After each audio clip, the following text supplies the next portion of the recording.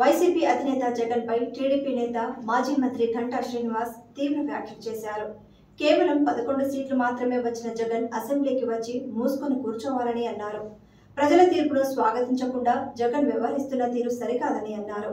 విశాఖలో ఆయన మాట్లాడుతూ ప్రజల సమస్యలను గాలికొదిలేసి ప్రతిపక్ష హోదా కోసం ఆరాటపడుతున్నారని మండిపడ్డారు.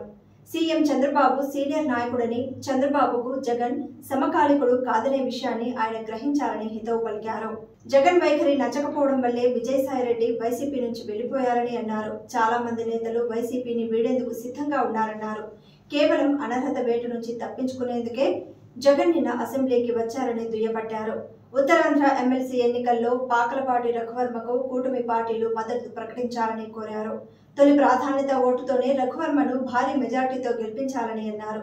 ఉపాధ్యాయుల పట్ల గత వైసీపీ ప్రభుత్వం దారుణంగా వ్యవహరించిందని, మద్యం దుకాణాల వద్ద ఉపాధ్యాయులను పెట్టిన ఘనత జగన్ ప్రభుత్వానిదేనని మండిపడ్డారు.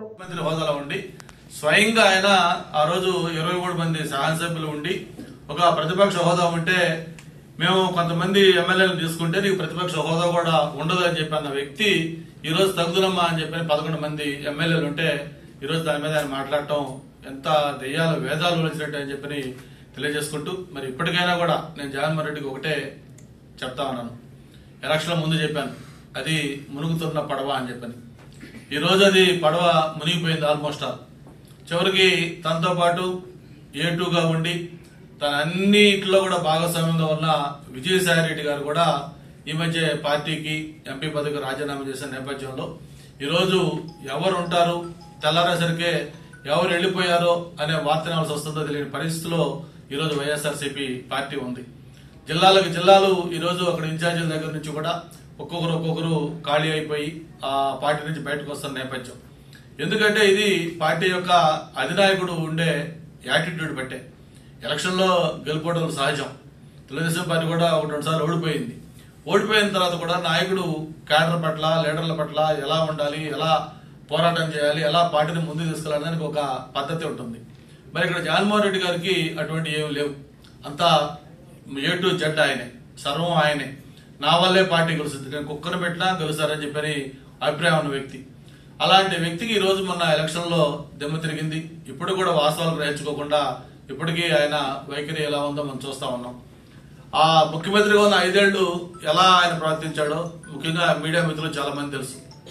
ఒక్కటంటే ఒక్క ప్రెస్ కాన్ఫరెన్స్ ముఖ్యమంత్రి గారిని పెట్టలా. ఆయన పెట్టింది ఒకే ఒక press conference as chief minister గా. దట్టు అప్పుడు ఎలక్షన్ కమిషన్ ఉన్న నిమ్మగడ్డ రమేష్ కుమార్ గారి మీద గవర్నర్ కలిసి వచ్చి ఒక ప్రెస్ మీట్ పెట్టాడు.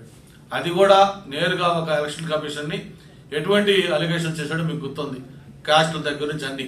అటువంటిది ఆ రోజు మీడియాతో నాకు పని లేదు అని స్పష్టంగా చెప్పిన పెద్ద మనిషి ఈ రోజు మళ్ళీ మీడియా సమక్షంలో నేను తెలుసుకుంటాను, మీడియా ద్వారా నేను ప్రశ్నిస్తాను.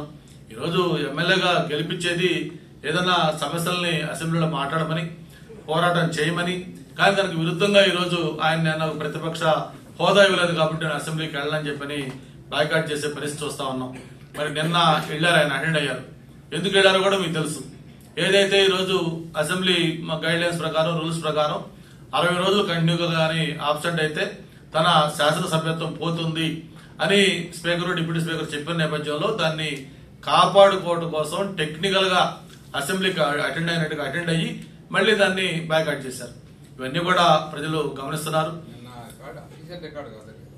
అది కూడా ఇప్పుడు రోజు డిబేట్ అవుతా ఉంది. ఎందుకంటే అది కూడా అవుతుంది అంటే అదైతే మళ్ళీ ఆయనకి మళ్ళీ పాతకొచ్చింది కదా, మళ్ళీ రేపు ఇంకోసారి అటెండ్ అయ్యి చేసుకుంటాను అనుకుంటాను. బట్ ఏదైనా ఒక బాధ్యత గల ప్రతిపక్ష పార్టీగా ఉండాల్సిన వ్యక్తి ఇంత నిస్సిగ్గుగా, ఎటువంటి బాధ్యత లేకుండా కేవలం తన యొక్క హోదా గురించి తప్ప ప్రజల సమస్యలను గాలికి వదిలేసి ఇలా బిహేవ్ చేయడం ప్రజలు గమనిస్తా ఉన్నారు.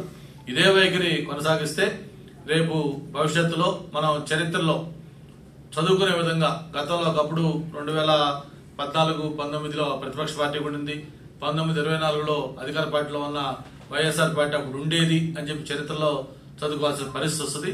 ఈ పార్టీ చరిత్రలో కనుమరుగవడం కూడా ఖాయమవుతుందని చెప్పి కూడా మరొకసారి తెలియజేసుకుంటూ ఈ జరిగే ఎన్నికల్లో ఉమ్మడి అభ్యర్థిగా రఘువర్మను గెలిపించవలసిందిగా రిక్వెస్ట్ చేస్తా ఉన్నాం.